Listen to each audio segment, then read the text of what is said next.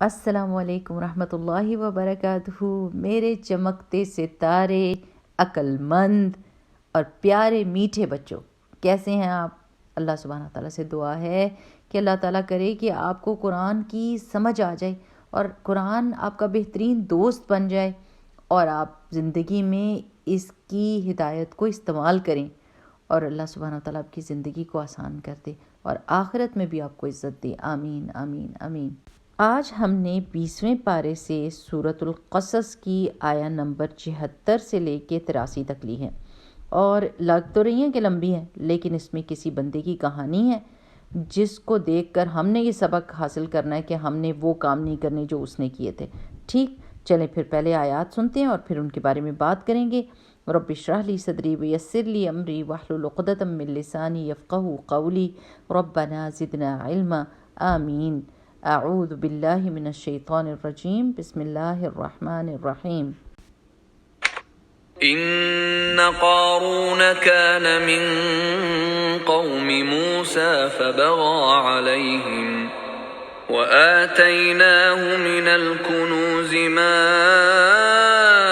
إن مفاتحه لتنوء بالعصبة أولي القوة إذ قال له قومه لا تفرح إن الله لا يحب الفرحين وابتغ فيما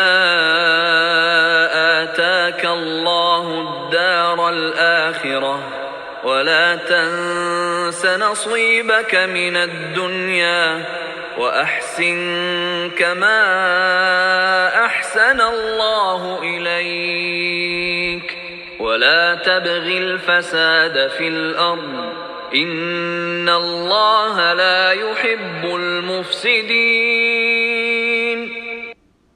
قال إنما أوتيته على علم عندي أولم يعلم أن الله قد أهلك من قبله من القرون من هو أشد منه قوة وأكثر جمعا ولا يسأل عن ذنوبهم المجرمون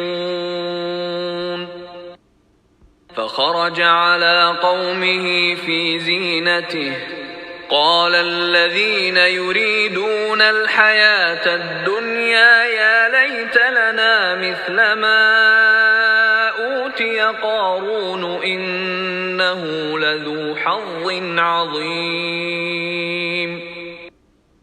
وقال الذين أوتوا العلم ويلكم ثواب الله خير لمن آمن وعمل صالحا ولا يلقاها إلا الصابرون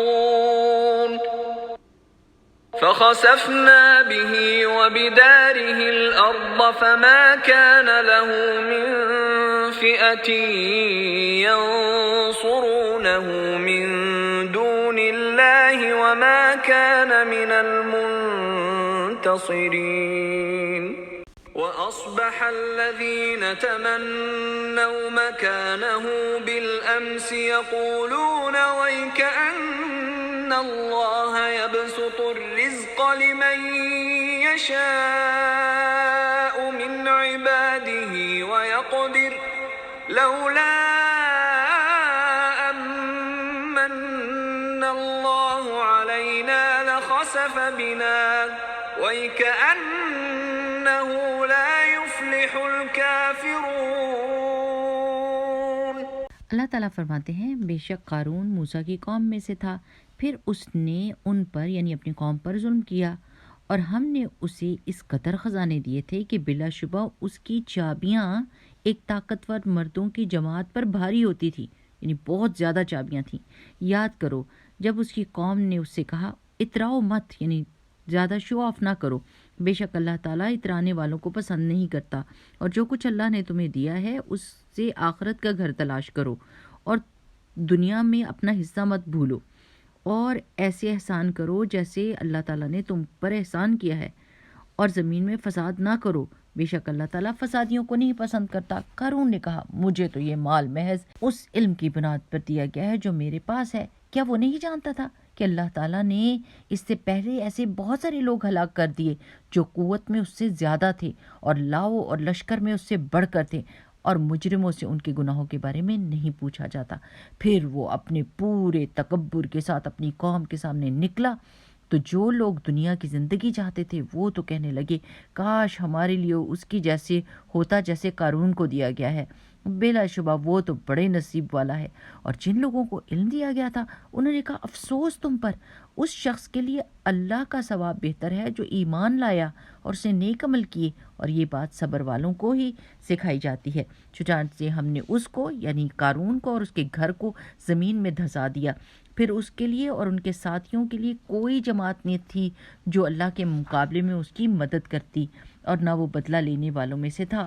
اور جنہوں نے کل اس کے مقام اور مرتبے کی تمنا کی تھی وہ صبح اٹھ کر کہنے لگے ہائے ہماری شامت، اللہ اپنے بندوں میں سے جس کے لیے چاہتا ہے رزق کشادہ کرتا ہے اور جس کے لیے چاہتا ہے تنگ کرتا ہے۔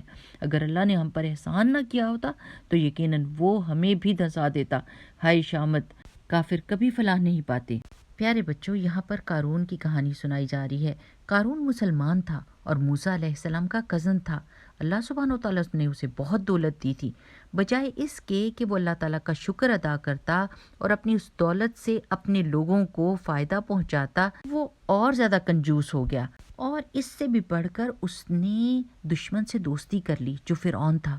فرعون موسیٰ علیہ السلام کی قوم یعنی قارون کی قوم کے اوپر بہت زیادہ ظلم کرتا تھا، لیکن قارون اپنی تکبر میں یہ سب باتیں بھول گیا، اور جب اس سے یہ کہا جاتا تھا کہ لوگوں کی مدد کرو اپنی پیسے سے تو وہ کہتا تھا کہ یہ تو میرا پیسہ ہے، میں کسی کو کیوں دوں، اور یہ میری اپنی عقل کی وجہ سے ہے۔ میرے پیارے بچوں، اللہ سبحانہ و تعالیٰ ہر چیز کا مالک ہے۔ اللہ تعالیٰ سب لوگوں میں رزق بانٹتا ہے، کچھ لوگوں کو زیادہ دیتا ہے تاکہ وہ شکر کریں اور اس سے لوگوں کی مدد کریں اور جنت پالیں، اور کچھ لوگوں کو کم دیتا ہے تاکہ وہ صبر کریں اور جنت میں پہنچ جائیں۔ اگر وہ لوگ جن کو اللہ تعالیٰ نے بہت دیا ہے وہ کنجوس ہو جائیں گے اور وہ لالچی ہو جائیں گے تو یہ تو بہت ہی کم عقلی کی بات ہے اور بری بات ہے، کیونکہ اللہ سبحانہ و تعالیٰ نے وعدہ کیا ہوا ہے کہ اگر تم دو گے لوگوں کو مدد کرو گے تو میں تمہیں اور دے دوں گا۔ پیارے بچوں، لالچ بہت بری عادت ہے کیونکہ اس کی وجہ سے انسان کو ہر وقت اور کی طلب رہتی ہے۔ ایک کہانی ہے بڑے مزے کی، اور وہ ہے 99 کی لالچ۔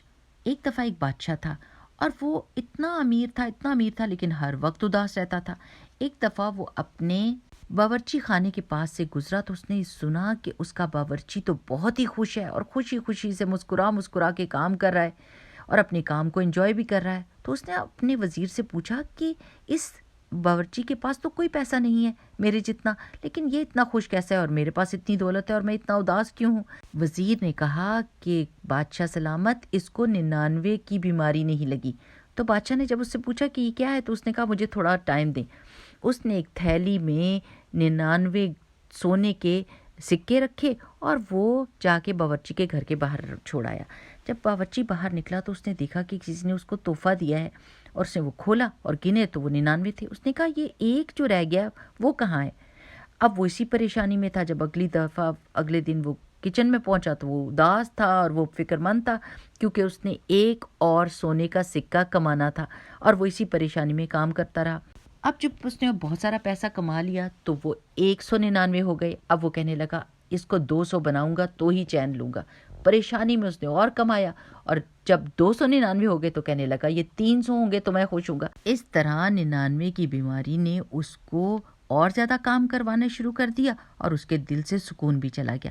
میرے پیارے بچوں، لالچ اور تکبر یہ دو بہت بری چیزیں ہیں جو انسان کی خوشی کو تباہ کر دیتی ہیں۔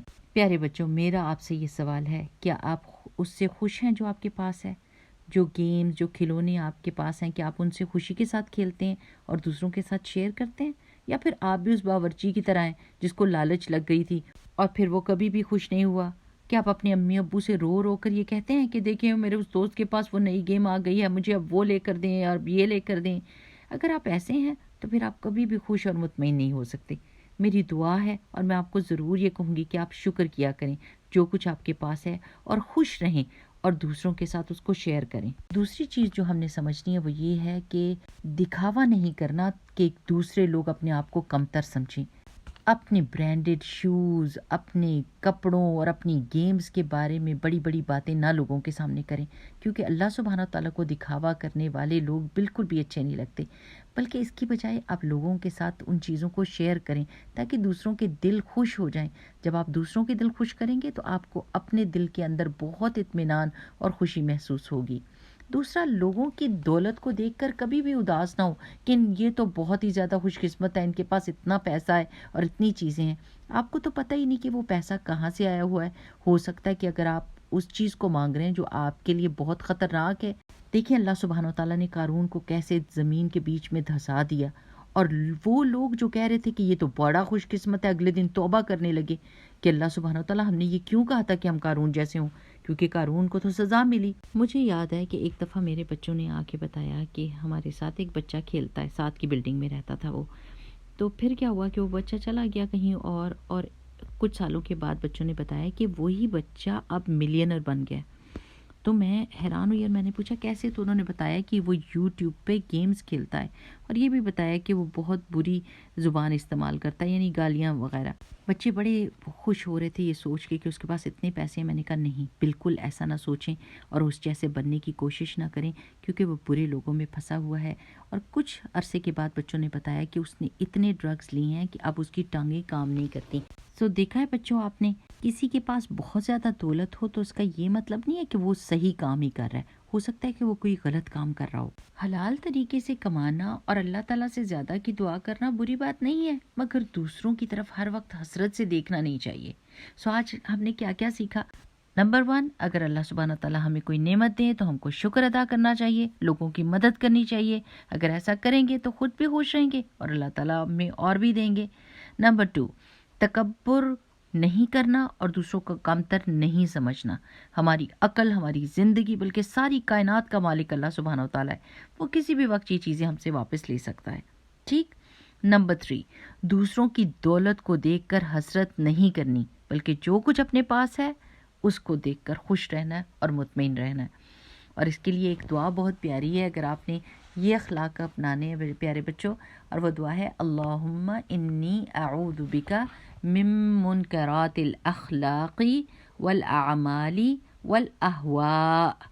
اے اللہ، میں آپ کی پناہ چاہتا ہوں برے اخلاق سے، برے اعمال سے اور بری خواہشات سے، ٹھیک۔ ایک دفعہ پھر پڑھتے ہیں، اللہم انی اعوذ بکا من منکرات الاخلاق والاعمال والاہواء۔ آمین۔ بارک اللہ فیکم۔ السلام علیکم ورحمۃ اللہ وبرکاتہ۔